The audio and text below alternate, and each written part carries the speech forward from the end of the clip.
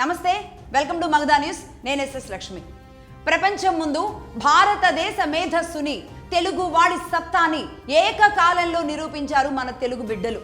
వాళ్ళెవరు అంటే కృష్ణా జిల్లా బందరుకు చెందిన పవన్ కుమార్ చందన, తిరుపతికి చెందిన నాగ్ భరత్ ఢాకా. వీరిద్దరూ చేసిన అద్భుతం ఈ రోజు ప్రపంచం ముందు భారతదేశం సగర్వంగా లేసి నిలబడింది. మన సత్తా ఏంటి, మన మేధస్ ఏంటో చూపించింది. ఏరోస్పేస్ రంగంలో మేము ఎన్ని చేయగలమో, ఇక నుంచి మేమేమి చేయగలమో చూపించింది. భారతదేశం ఈ రోజు ప్రైవేటు ఏరోస్పేస్ రంగంలో అత్యద్భుతంగా ముందుకు వెళ్ళడానికి, ప్రపంచాన్ని కూడా ముందుకు తీసుకువెళ్ళడానికి మార్గాన్ని సుగమం చేశారు వీళ్ళిద్దరు.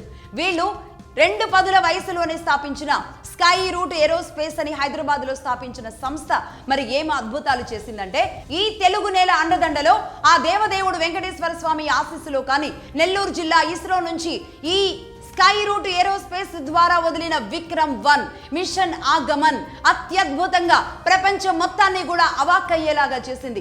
ప్రపంచంలో ఉన్న సైంటిస్టులందరినీ ఆశ్చర్యచకితులను చేసింది. మిషన్ ఆగమన్ అంటూనే మా మిషన్ ప్రారంభమైంది, భారత్ మిషన్ ప్రారంభమైంది అని చెప్పింది. విక్రమ్-1 అనే పేరుతో భారతదేశ పరాక్రమాన్ని తెలియజేసింది. స్కై రూట్ అని మరి ఏ పేరు పెట్టారో కానీ ఆకాశానికి దారి వేసింది. కేవలం ఆకాశానికి దారి మాత్రమే కాదు, భారతదేశ ఈ రోజు ప్రపంచంలో నెంబర్ 1 స్థానానికి తీసుకువెళ్ళడానికి మొత్తం సెట్ అయిపోయింది సరిగ్గా 2 రోజుల క్రితమే. ఇంత పెద్ద గుడ్ న్యూస్ మనందరం మాట్లాడుకోవాల్సిన రోజు ఏం మాట్లాడుకున్నాం? ఢిల్లీలో యువతంతా కూడా ఈ భారతదేశానికి వ్యతిరేకంగా కాక్రోచుల మూక రూపంలో వెళుతున్నారు, యువతంతా కూడా తిరగబడుతున్నారు, యువతంతా కూడా ప్రశాంతంగా లేరు భారతదేశంలో అని మాట్లాడుకుంటున్న వార్తల వైపే మనందరి మైండ్లు పనిచేశాయి. కానీ ఇక్కడ ఇదే యువత, ఇదే తెలుగు నేల నుంచి భారతదేశం గర్వించేలాగా మున్ముందు భారతదేశ కీర్తిని, అలాగే భారతదేశ వృద్ధి రేటును పెంచడానికి కూడా మిషన్ ఆగమనం ద్వారానే మొదలైంది. మిషన్ ఆగమన్ కేవలం పేరు మాత్రమే కాదు, భారత ఆర్థికంగా పరుగులు పెట్టడానికి ఊతమిచ్చే ఒక బలమైన ఆయుధం. ఇప్పుడే ఇది నాంది పడింది, ఇదే దీనికి ప్రథమమైన పునాది. ఇక్కడ నుంచి ఇక భారత్ వెనుదిరిగి చూసుకోదు అని చెప్పడానికి నిజంగా గర్వపడుతున్నాం. ఎందుకంటే ఇది భారతదేశపు మొట్టమొదటి తొలి ప్రైవేట్ ఆర్బిటాల్. మొట్టమొదటి ప్రయత్నంలోనే సూపర్ సక్సెస్ అయింది. మొట్టమొదటి భారతదేశపు ప్రైవేటు వాహక నౌక సూపర్ సక్సెస్ అయింది. మొత్తం ప్రపంచంలోని ఏ దేశ రికార్డుల్లో కూడా లేదు మొట్టమొదటి ప్రయత్నంలోనే సక్సెస్ అవ్వడం. భారతదేశం ఆ రికార్డును కైవసం చేసుకుంది. ఏకంగా పవన్ కుమార్ చందన స్కై రూట్ సంస్థ ఈ రోజు ఎలన్ మస్క్ కే సవాల్ విసిరింది. ఎలన్ మస్క్ స్పేస్ ఎక్స్ అనేది తాను మొదలుపెట్టిన తర్వాత ప్రపంచం అంతా కూడా అమెరికా వైపు, ఎలన్ మస్క్ వైపు చూశారు. ఎలన్ మస్క్ అంటే మన ట్విట్టర్ చైర్మన్, ఆయనే స్పేస్ ఎక్స్ పెట్టారు. అంటే స్పేస్ లోకి నేను ఇక్కడ నుంచి రాకెట్ తో మన స్పేస్ లోకి మనుషులు కూడా వెళ్ళొస్తారంట, ఎలన్ మస్క్ ఏదో చేయబోతున్నాడంట అని అందరూ మాట్లాడుకున్నారు. కానీ ఇదే అమెరికాలో ఎలన్ మస్క్ తో పాటు దానికి ముందు ఇంకొక 3 కంపెనీలు సర్వ ప్రయత్నాలు చేసినాయి. ఏ కంపెనీ కూడా ఈ ప్రైవేటు వాహక నౌకలు ఏవైతే ఉంటాయో, వాళ్ళు ప్రైవేట్ వ్యక్తులు పంపించే వాహక నౌకలు ఏవైతే ఉంటాయో వాటిల్ని మొదటి ప్రయత్నంలో పంపించడం ఏ దేశానికి సాధ్యం కాలేదు. అమెరికా 3 సార్లు ప్రయత్నం చేసిన తర్వాత 4వసారి ఎలన్ మస్క్ స్పేస్ ఎక్స్ అనేది రాకెట్ సక్సెస్ఫుల్ గా ముందుకెళ్ళింది. అలాగే చైనా 2 సార్లు ప్రయత్నం చేసిన తర్వాత 3వసారి అది కూడా చైనా గవర్నమెంట్, అక్కడున్న శాస్త్రజ్ఞులు, మేధావులంతా కూడా సపోర్ట్ ఇచ్చిన తర్వాత 3వసారి సక్సెస్ అయింది. కానీ భారతదేశం మొట్టమొదటి ఒక ప్రైవేట్ రంగంలో నుంచి వచ్చిన మేధావులు, ఇదే ఇస్రో, ఇదే గవర్నమెంట్ తయారు చేసిన వ్యక్తులు, ఇదే విద్యాలయాలుగా భారతదేశాన్నే విద్యాలయంగా మలుచుకొని ఏ దేశంలో కూడా చదువుకోకుండా భారతదేశ విద్యని మాత్రమే అభ్యసించిన ఈ ఇద్దరు అద్భుతాలు చేసి మొట్టమొదటి ప్రయోగంలోనే సక్సెస్ఫుల్ గా సాధించి పెట్టారు. అందుకు కాదు మరి మనకు గర్వపడాలా వద్దా? టెక్నాలజీలో తామే టాప్గా ఉన్న అమెరికా, చైనాని కూడా దాటేసి ఈరోజు ముందు స్థానంలో మొట్టమొదటి జెండాను ఎగరవేసింది ఈరోజు భారత్. ఆ ఘనత, ఆ ఘనకీర్తి తెచ్చిపెట్టింది మన తెలుగు బిడ్డలు. పవన్ కుమార్ చందన కృష్ణా జిల్లా మచిలీపట్నం బందరు ప్రాంతంలో, అక్కడ బందరులో పుట్టారు. అక్కడ నుంచి వైజాగ్లో తన ఎడ్యుకేషన్ అంతా కూడా, పాఠశాల విద్యాభ్యాసం అంతా అక్కడ సాగింది. ఇక ఆ తర్వాత వాళ్ళు హైదరాబాద్కు వచ్చారు. హైదరాబాద్లోనే ఆయన చదువుకోవడం, ఆ తర్వాత ఐఐటి ఖరగ్పూర్లోకి వెళ్ళడం. ముఖ్యంగా తాను చదువుకునే సమయంలో కేవలం మ్యాథ్స్లో 51 మార్కులు మాత్రమే రావడంతో, తన తండ్రి ఇచ్చిన ప్రోద్బలంతో తాను పవన్ కుమార్ చందన ఆ తర్వాత ఐఐటి జేఈఈకి ప్రిపేర్ అయ్యే సమయంలో ఇక ఆ తర్వాత లెక్కలతో ఆడుకోవడం మొదలుపెట్టి తన లెక్కని, దేశ లెక్కలని అన్నింటినీ కూడా మార్చేశారు పవన్ కుమార్ చందన. అలాగే నాగ్ భారత్ ఢాకా, వీళ్ళిద్దరు బంధువులు కూడా అనుకుంటా, మరి బలమైన మిత్రులు బంధువులో ఉన్నారు. అలాగే పవన్ కుమార్ ఢాకా కూడా తిరుపతిలో, అంటే నెల్లూరు ప్రాంతం అంటున్నారు, తిరుపతిలో ఆయన విద్యాభ్యాసం, పాఠశాల విద్యాభ్యాసం అంతా అక్కడ సాగింది. ఆ తర్వాత వైజాగ్, ఆ తర్వాత హైదరాబాద్, ఆ తర్వాత వీరి కుటుంబ నేపథ్యంలో తాను కూడా ఐఐటి చెన్నైలో చదువుకోవడం. అలాగే వీళ్ళిద్దరూ వాళ్ళిద్దరి కాలేజెస్ ద్వారా క్యాంపస్ ఇంటర్వ్యూల ద్వారా ఇస్రోలో ఉద్యోగాన్ని సంపాదించడం. ఇక అక్కడి నుంచి వాళ్ళు వెనక్కి తిరిగి చూసుకోలేదు.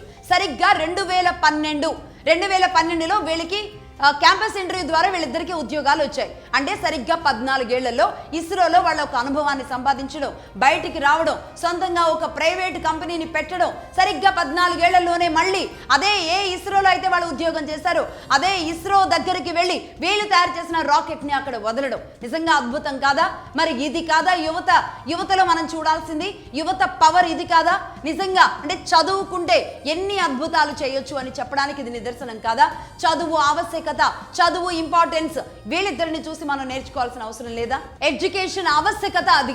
ఈ రోజు పవన్ కుమార్ చందన కానీ నాగభరత్ ఢాకా వీరిద్దరి తల్లిదండ్రులకి మగధా న్యూస్ మనస్ఫూర్తిగా నమస్కారాలు తెలియజేస్తోంది. దేశం బయట దేశ రక్షణ కోసం జవాన్లలాగా ఎవరైతే నిలబడతారో, టెక్నికల్ రంగంలో, టెక్నాలజీలో, అదేవిధంగా స్పోర్ట్స్ రంగంలో అనేక రూపాల్లో భారతదేశానికి నిలబడి భారతదేశానికి కీర్తి ప్రతిష్టలు తీసుకొచ్చే వాళ్ళు ఎవరైతే ఉంటారో వాళ్ళు నిజమైన భారతదేశ బిడ్డలుగా భావించాలి. అలాంటి వాళ్ళని తయారు చేసిన మరి ఈ తల్లిదండ్రులకి మనందరి తరపున వాళ్ళకి కృతజ్ఞతలు తెలియజేయాలి. రైట్, ఇదిలా ఉంటే ఇక వీరు తయారు చేసిన విక్రమ్-1 స్కై రూట్ ఏరోస్పేస్ ద్వారా వచ్చిన విక్రమ్-1 ఏం చెబుతోంది ప్రపంచానికి? ఈ వాహక నౌక ద్వారా భారతదేశానికి ఉపయోగాలు ఏంటి? దీని గురించి మాట్లాడదాం. ఇందులో నెంబర్ 1 ఫస్ట్ ర్యాంక్, భారతదేశానికి ఫస్ట్ ర్యాంక్ ఇచ్చింది.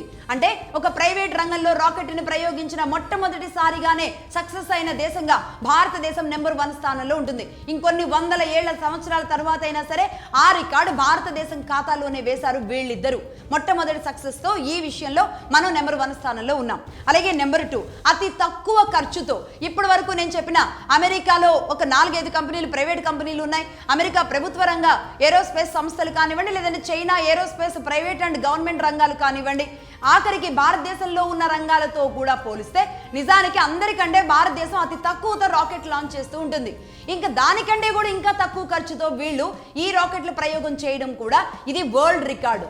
అతి తక్కువ ఖర్చుతో ఒక ప్రైవేట్ రంగం నుంచి వాహక నౌక వెళ్ళడం అనేది ఇది వరల్డ్ రికార్డు. ఇది కూడా నెంబర్ 2 ఇది. ఇక అలాగే నెంబర్ 3 గ్లోబల్ స్పేస్ హబ్, విదేశీ సంస్థలకు ఒక అత్యంత విశ్వసనీయమైన చౌకగా లభించే ఏరోస్పేస్ రంగానికి సంబంధించిన వ్యాపార లావాదేవీలన్నీ కూడా భారతదేశంతో నడుపుకోవడానికి ప్రపంచ దేశాల అన్నింటికీ కూడా ఒక సులువైన మార్గంగా ఈ రోజు భారత్ ఒక ప్రపంచ యవనిక మీద ఇక నెంబర్ 1 ప్లేస్ని కైవసం చేసుకుంటుంది. ఖచ్చితంగా, ఎందుకంటే చౌక, అలాగే మంచి మిత్ర దేశం, విశ్వసనీయంగా ఉంటుంది భారతదేశం. కాబట్టి అన్ని దేశాలు కూడా ఏరోస్పేస్ విషయంలో భారత్ వైపు చూడాల్సిందే. ఇది నెంబర్ 3. ఇక నెంబర్ 4 ఇస్రో మీద భారం తగ్గుతుంది. ఇస్రో మీద భారం తగ్గితే ఏమవుతుంది? భారతదేశ ప్రతిష్టాత్మకమైన ప్రాజెక్ట్స్ ఉన్నాయి కదా, గగన్యాన్, చంద్రయాన్-4 ఇలాంటి పెద్ద పెద్ద ప్రాజెక్ట్స్ మీద టైం కేటాయించగలుగుతుంది. వాటిని అత్యద్భుతంగా ముందుకు తీసుకువెళ్ళి భారతదేశ ప్రతిష్టని, భారతదేశ పవర్ని, శక్తిని రోజు ప్రపంచానికి చూపించగలుగుతుంది. అవి మన ప్రతిష్టాత్మకమైన ప్రాజెక్ట్స్. మధ్యలో మనం ఈ చిన్న రాకెట్స్ ప్రయోగాల వల్ల ఆ సమయం కూడా వృధా కాకుండా పూర్తిగా ఇప్పుడు స్కై రూట్ కనుక ఆ బాధ్యతలను తీసుకుంటే, స్కై రూట్ ఇస్రో నుంచి స్కై రూట్కి ఆ బాధ్యతల బదలాయింపు జరిగింది అంటే ఇలాంటి పెద్ద ప్రాజెక్ట్స్ మీద ఇస్రో కూర్చోవడానికి అవకాశం ఉంటుంది. అంటే ప్యారలల్ గా మనం ఈ రాకెట్స్ ని ఇక్కడ ప్రయోగించుకుంటూ ఉంటాం, పెద్ద ప్రాజెక్ట్స్ మీద కూడా మన మేధావులు, మన సైంటిస్టులు అంతా కూడా పనిచేయడానికి అవకాశం ఉంటుంది. ఇది నెంబర్ 4. అలాగే నెంబర్ 5 ఇన్ స్పేస్, దేశ రక్షణ సాంకేతిక రంగంలో భారతదేశానికి ఒక రక్షణ కవచంలాగా నిలబడగలుగుతుంది ఈ రాకెట్స్ ప్రయోగం అనేది. ఇబ్బడి ముబ్బడిగా తయారు చేసి వదిలేయొచ్చు అన్నమాట. ఇక అలాగే ఆర్థికంగా చూస్తే ప్రస్తుతానికి ఈ కంపెనీ దాదాపుగా భారతదేశ మార్కెట్లో $1.1 బిలియన్ స్థాయికి అవతరించింది. ఇది భారతదేశంలో ఉన్న ఏ ప్రైవేట్ కంపెనీ అయినా సరే ఆ స్థాయికి వెళ్ళింది అంటే కనుక అది భారతదేశానికి ప్లస్ అవుతుంది. అందుకే ఇక్కడ వ్యాపారవేత్తలకి మనం చేయూతనివ్వాలి. పెద్ద పెద్ద వ్యాపారవేత్తలని దేశమే రక్షించుకోవాలి, దేశమే ముందుకు తీసుకువెళ్ళాలి. ఆ విధంగా ప్రస్తుతానికి వీళ్ళ కంపెనీ $1.1 బిలియన్ అవతరించింది. నెంబర్ 7 మన దేశీయ డీప్ టెక్ రంగం మీద నమ్మకం పెరిగి ఖచ్చితంగా గ్లోబల్ ఇన్వెస్టర్స్ అందరూ కూడా భారత్లో పెట్టుబడి పెట్టడానికి ఇంట్రెస్ట్ చూపిస్తారు. భారత్ వైపే పెట్టుబడులు పెట్టడానికి పరుగులు పెడతారు అని చెప్పడానికి ఎలాంటి డౌట్ కూడా లేదు. ఎందుకంటే గ్లోబల్ ఇన్వెస్టర్స్ ఏం ఆలోచిస్తారు? ఒకటి, నమ్మకమైన దేశం, రెండోది సత్తా కలిగిన దేశం, టెక్నాలజీ. కాబట్టి ఖచ్చితంగా ముందు వరుసలో భారత్ మాత్రమే అక్కడ నిలబడుతుంది. ఇది నెంబర్ 7. అలాగే నెంబర్ 8. ఈ విధంగా అందరూ రావడం ద్వారా ఏం జరుగుతుంది అంటే అంతరిక్ష ఆర్థిక వ్యవస్థ బలోపేతం భారత్లో ఏ స్థాయికి వెళుతుంది అంటే 2033 సంవత్సరం నాటికి 8 బిలియన్ల నుండి 44 బిలియన్ డాలర్లకు చేరుకునే అవకాశం ఉంది. కేవలం అంతరిక్ష ఆర్థిక వ్యవస్థ మాత్రమే.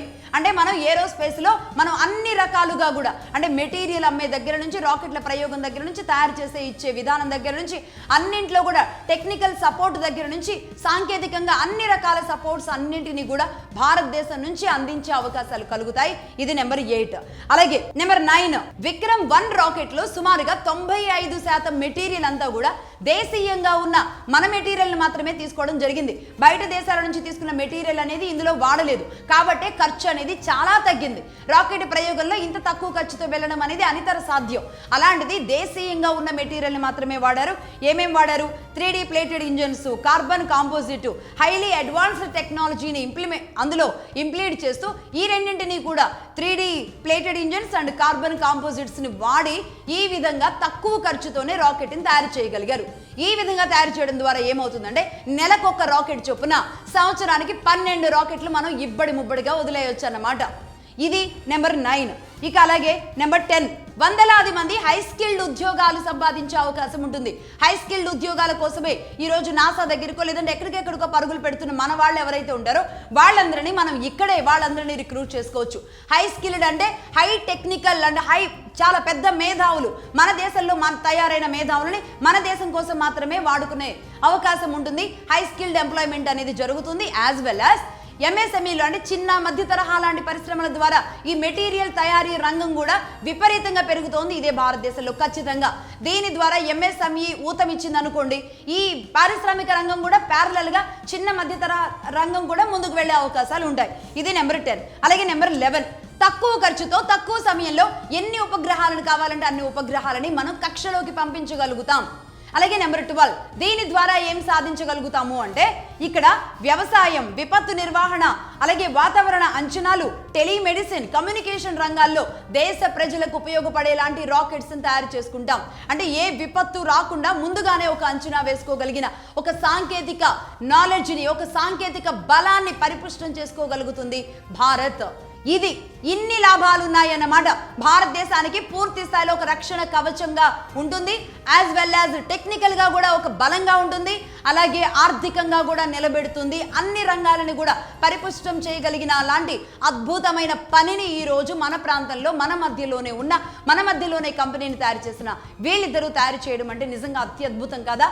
అయితే ఇక్కడ ఈ మేధావులకి సపోర్ట్ ఇచ్చింది ఎవరు? అక్కడ ఇస్రో నుంచి ఉన్న సపోర్టు, అలాగే రాష్ట్ర ప్రభుత్వాల సపోర్టు, అలాగే కేంద్ర ప్రభుత్వం నుంచి ఆ మధ్య కాలంలోనే మోడీ గారు స్వయంగా వచ్చి స్కై రూట్ సంస్థని మొత్తం క్షుణ్ణంగా కూడా పరిశీలించారు. వీళ్ళు ఎలా చేస్తున్నారు, వీళ్ళ కార్యక్రమాలు ఎలా వెళుతున్నాయని. అంటే దేశం మద్దతు ఎలా ఉండాలి, ఒక మేధావులకి దేశం ఇచ్చే సపోర్టు ఎలా ఉండాలి అని చెప్పడానికి స్వయంగా ప్రధాని మోడీ గారే ఇక్కడికి వచ్చి స్కై రూట్ని చూడడం జరిగింది. త్వరలోనే లాంచ్ చేయబోతున్నామన్న విషయాన్ని కూడా ఆయనకి చెప్పడం జరిగింది. అన్నట్టుగానే సక్సెస్ చేసి చూపించారు. భారతదేశానికి గిఫ్ట్ గా ఇచ్చారు వీళ్ళు. అలాగే వీళ్ళ మేధస్సుకి, వీళ్ళ తెలివితేటలకి డబ్బు కూడా కావాలి, ఆర్థికంగా కూడా చేయూత ఉండాలి. అప్పుడు మాత్రమే వీళ్ళు ముందుకు వెళ్ళగలుగుతారు. అలాంటి వాళ్ళని గుర్తించాలి అంటే అందరికీ సాధ్యం కాదు. కొన్ని వ్యాపార సంస్థలే అందులో ముందొస్తాయి. నిజానికి ఇక కబుర్లు చెప్పేవాళ్ళు లేదంటే మోసాలు చేసే వాళ్ళకి ఇన్వెస్టర్స్ ఎలా వస్తారు, కానీ మేధస్సు, శక్తి, తమ తెలివితేటలు ఉన్న వాళ్ళకి సపోర్ట్ చేయడానికి, ఇన్వెస్ట్ చేయడానికి ఎంతమంది వస్తారు చెప్పండి ఒకసారి ఆలోచించి. అలాంటి మేధస్సుకి సపోర్ట్ ఇచ్చి ఆర్థికంగా నిలబడేలాంటి వాళ్ళు ఎంతమంది ఉంటారు, ఎన్ని కంపెనీలు ఉంటాయి, ఎన్ని వ్యాపారులు ఉంటారు? అది కూడా ఎలన్ మస్కే చేయలేని పనిని, అమెరికానే చేయలేని పనిని మన వాళ్ళు ఎంతవరకు చేయగలుగుతారు అని ఆలోచించే వాళ్ళు ఉంటారు. అనవసరమైన ఆలోచనలు కాకుండా నష్టం జరిగినా కష్టం జరిగినా ఈ రోజు ఇక్కడ పవన్ కుమార్ చందనాకి అలాగే నాగభరత్కి ఇద్దరికి కూడా పూర్తిగా అండగా నిలబడిన సంస్థ గ్రీన్ కో సంస్థ. గ్రీన్ కో సంస్థ నిలబడింది మన తెలుగు నేల, మన కాకినాడ ప్రాంతం, అంటే నిజానికి మచిలీపట్నం ప్రాంతం. ఈ ప్రాంతానికి సంబంధించిన అనిల్ చలమలశెట్టి, సునీల్ చలమలశెట్టి వీరిద్దరూ ఏ విధంగా అయితే గ్రీన్ కో సంస్థను స్థాపించి ముందుకు తీసుకువెళ్తున్నారు, అందులోని నరసింహారావు గారు, వీరంతా కూడా ఒక బలంగా గ్రీన్ కో సంస్థని దేశం నుంచి ఒక పెద్ద సంస్థగా ఎలా మారుస్తూ ఉన్నారో ఆ విధంగానే ఈ సంస్థ తరపునే వీరిద్దరికీ కూడా మద్దతు, సపోర్ట్ ఇచ్చారు. మేబీ అదే మచిలీపట్నం ప్రాంతం వాళ్ళు అవ్వడమో లేదంటే వాళ్ళ మేధస్సుని గుర్తించడమో తెలియదు, కానీ మొత్తానికైతే ప్రపంచం గర్వించేలాగా భారతదేశం ముందు వీళ్ళు నిలబడడానికి మన గ్రీన్ కో సంస్థే సపోర్ట్గా నిలబడింది. అలాగే స్కై రూట్ వెంచర్ ఫండింగ్ కూడా గ్రీన్ కో సంస్థ నిలబడింది. అందుకే డే 1 నుంచి చెబుతాను, అంబానీ, ఆదానీ, గ్రీన్ కో సంస్థలు ఇలాంటి సంస్థల మీద పడి రాజకీయంగా ఏడవడానికి కొట్లాటలు చేస్తూ ఉంటారు కదా, ఇలాంటి సంస్థలని మనం ఎంత సపోర్ట్ ఇవ్వాలి అనేది తెలుసుకోవాలి. ఒక వ్యాపార దిగ్గజాలుగా ఈరోజు దేశాన్ని ముందు వరుసలో నిలబడడానికి ఉపయోగపడుతూ ఉంటాయి. ఈ సంస్థలను చూసి కుళ్ళుకోవడమో ఏడవడమో ఇలాంటివి చేయడం వల్ల మన కన్నుని మనం పొడుచుకున్నట్టే. ఇలాంటి వాళ్ళు ముందుకు వెళ్ళినప్పుడే దేశం ముందుకు వెళ్ళగలుగుతుంది అనే ఒక చిన్న సన్నని లైన్ని మర్చిపోయి ఈ రాజకీయాల్లో ఇలాంటి వ్యాపారస్తులు, ఈ కంపెనీ, ఈ దిగ్గజాలను కూడా రాజకీయాల్లో పెట్టి వాడుతూ ఉంటారు. అందుకే మగధా న్యూస్ డే 1 నుంచి కూడా ఆదానీ, అంబానీ, గ్రీన్ కో లాంటి సంస్థలు కావాలి అని మేము బలంగా చెబుతాం. ఈ విధంగా వారి మేధస్సుకు సపోర్ట్గా ఈ ఫైనాన్షియల్ సపోర్ట్, అలాగే దేశం నుంచి ఇచ్చే సపోర్ట్, ఇవన్నీ కలిసినప్పుడు దేశం నుంచి ఇలాంటి అద్భుతాలు బయటకు వస్తూ ఉంటాయి. కాబట్టి ఏమర్థమైంది, ఎక్కడో ఢిల్లీలో కాక్రోచ్లు ఏదో జరుగుతోంది, యువతంతా కూడా ఇదైపోతోంది, నీట్ ఎగ్జామ్ ఏదో జరిగింది, ఎంతవరకు ఇలాంటి వార్తలు కాకుండా అసలు వీళ్ళు సాధించింది ఏంటి, మన పిల్లలకి వీళ్ళ గురించి ఏం చెప్పాలి, వీళ్ళు సాధించిన విజయాలని, వీళ్ళు ఎదుర్కొన్న కష్టాలని మన పిల్లలకి చెప్పడం ద్వారా వాళ్ళ మార్గంలోనే వీళ్ళు వెళతారు. అలా కాకుండా ఇలాంటి అల్లరి చిల్లర చదువుకొని వాళ్ళ విషయాలని వాటికి ప్రాధాన్యం ఇస్తూ ఉండడం వల్ల జరిగేది నష్టమే భావి భారతానికి. ఇలాంటి బిడ్డలే భావి భారతానికి ఆదర్శమని మగధా న్యూస్ సగర్వంగా చెబుతోంది. That's all for now.